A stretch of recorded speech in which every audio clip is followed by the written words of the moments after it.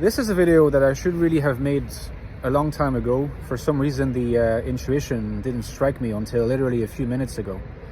But now that it struck me, I need to record this vid. It should be not too long because the point will be brief. How to recognize a mostly compliant, adaptive, submissive INFJ. You can of course observe their behavior, their thought patterns, but there's also a physical way of usually finding them out. That's to say, if you already have a strong suspicion they're INFJ, that will help, of course. But you see, people talk about the NI gaze all the time. They talk about the NIIs all the time, and I like to make the point that the NIIs are less about what your eyes look like as such than it is about how you look at people with the kind of eyes you have. And the NI gaze is permeated with haziness, right? It's because there's always a channeling of the archetypes when you're looking at people with the eyes of NI. You're trying to find the universal through the individual people you're looking at. This process is unconscious. It's normal if you don't have the impression that this is happening. It's unconscious and you cannot really be made conscious of it.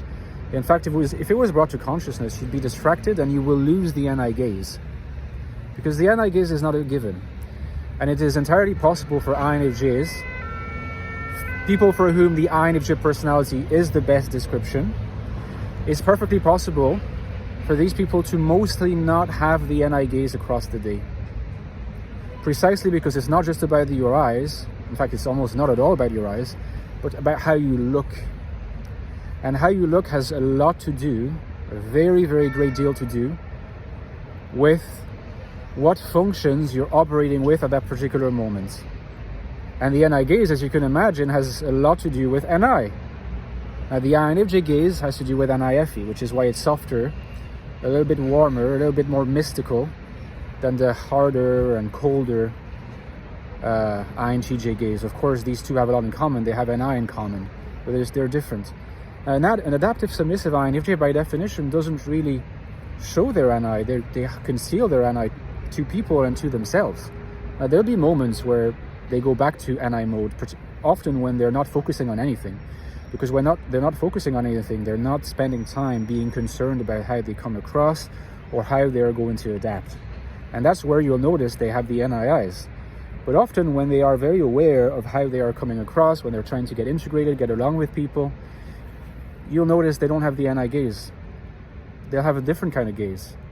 And it might be kind of surprising and kind of, distracting almost to find that these INFJs don't have it most of the time, but this makes sense. That's because they repress NI, and if you repress NI, this will come across in the way you are and also in the way you look. So the best way really to identify an adaptive submissive INFJ, compliant INFJ, is to check their gaze. What do they look like when they look at you and other people most of the time? Do they have the NI gaze? Likely not adaptive submissive. Do they lack the NI gaze?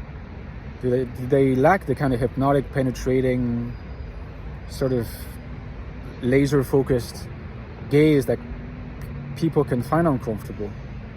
Do they only have it when they think no one is looking?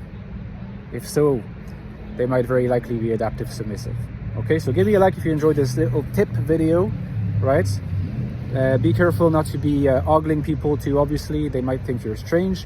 Don't forget that I have written 2 books on the INFJ where I go into a lot of detail about INFJ personality and life.